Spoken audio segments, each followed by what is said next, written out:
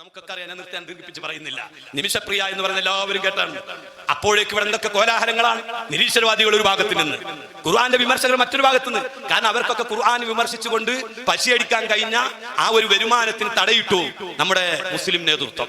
കാരണം ഖുർആൻ എന്ന് പറഞ്ഞാൽ ഖുർആൻ അനുസരിച്ച് ജീവിക്കുന്ന പണ്ഡിതന്മാർ, പഠിപ്പിക്കുന്ന പണ്ഡിതന്മാരാണ് ഇടപെട്ടുകൊണ്ട് ഒരു അമുസ്ലിമായ ഒരു മനുഷ്യ സ്ത്രീയെ, ഒരു സഹോദരിയെ മാനവികതയുടെ പേരിൽ, സാഹോദര്യത്തിന്റെ പേരിൽ ഖുർആൻ പറഞ്ഞ ദീനിന്റെ സൗന്ദര്യം അത് ഒരൊറ്റ പ്രവർത്തനം കൊണ്ട് എല്ലാവരുടെ ഖുർആനെ സംബന്ധിച്ചുള്ള വിമർശനങ്ങളും തകർന്നടിഞ്ഞ് മലവെള്ളപ്പാച്ചിലിൽ ഒലിച്ചു പോകുന്ന പോലെ പോയപ്പോ ഓരോ അധ്വാനങ്ങളൊക്കെ നഷ്ടപ്പെട്ടു പോയി.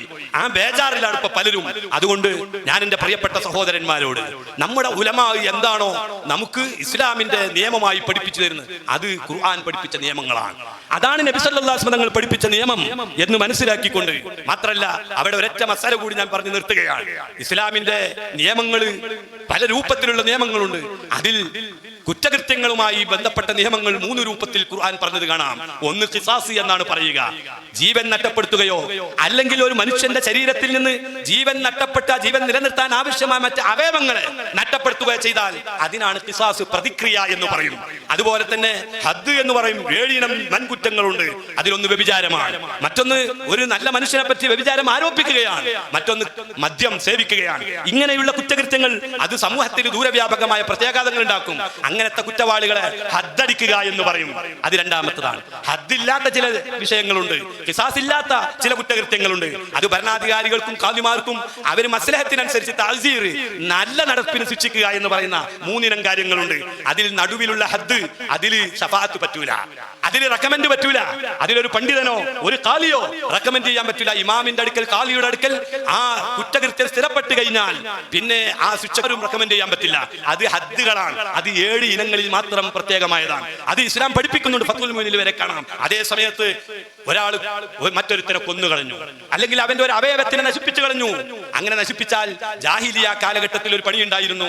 ഒരാളെ കൊന്നാൽ ആ തറവാട്ടുകാരെ മുഴുവനും കൊല്ലും, ആ കബീലക്കാരെ മുഴുവനും കൊല്ലും.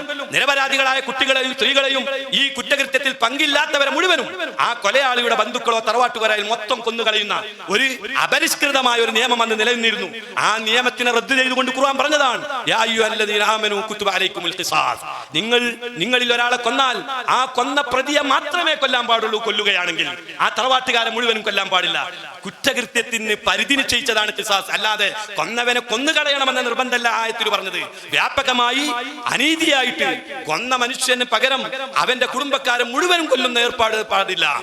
കൊല്ലുകയാണെങ്കിൽ കൊന്ന പ്രതിയെ മാത്രമേ, ഒരൊറ്റ മനുഷ്യനെ മാത്രമേ ഒരാൾക്ക് പകരം അദ്ദേഹത്തിന്റെ മക്കളെയോ ഭാര്യയെയോ കുടുംബത്തെയോ ഉപ്പയോ അങ്ങനെ കൊല്ലുന്ന പ്രാകൃത നിയമം പാടില്ല. അങ്ങനെ ആ നിയമത്തെ പരിഷ്കരിപ്പിച്ചതാണ് ഖിസാസിലൂടെ.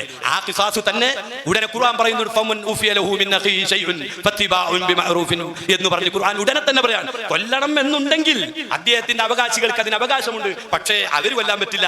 അവിടെയും ഖാലിയുടെ അടുക്കൽ അത് സ്ഥിരപ്പെട്ട് ഖാലി എന്ത് ചെയ്യണം, അതിന് പ്രഖ്യാപിക്കണം. അപ്പോഴേ കൊല്ലാൻ പാടുള്ളൂ.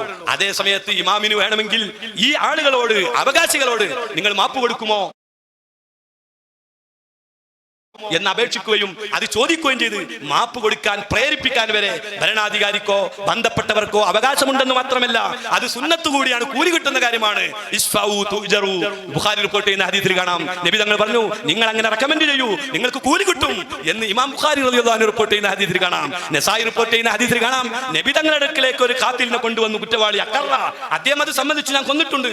അപ്പോൾ ആ കൊല്ലപ്പെട്ടയാളുടെ അനന്തരാവകാശികളോട് നബി തങ്ങൾ ചോദിച്ചു, നിങ്ങൾ മാപ്പ് കൊടുക്കുമോ എന്ന് ചോദിച്ച സംഭവം ഇമാം നസായി റിപ്പോർട്ട് ചെയ്ത ഹദീസിൽ കാണാം. അപ്പൊ അതുകൊണ്ട് തന്നെ ഖിസാസ് എന്ന് പറഞ്ഞാൽ അതിന് പ്രതികാരമെടുക്കൽ നിർബന്ധമെന്നല്ല, ആവശ്യമുണ്ടെങ്കിൽ ആ പ്രതിയെ മാത്രം നിങ്ങൾക്ക് കൊല്ലാം എന്ന് മാത്രമേ അതിനുള്ളൂ എന്ന് നമ്മൾ മനസ്സിലാക്കണം. ഹദ്ദിന് വേണമെങ്കിൽ ശഫാഅത്ത് ചെയ്യാൻ പാടില്ല.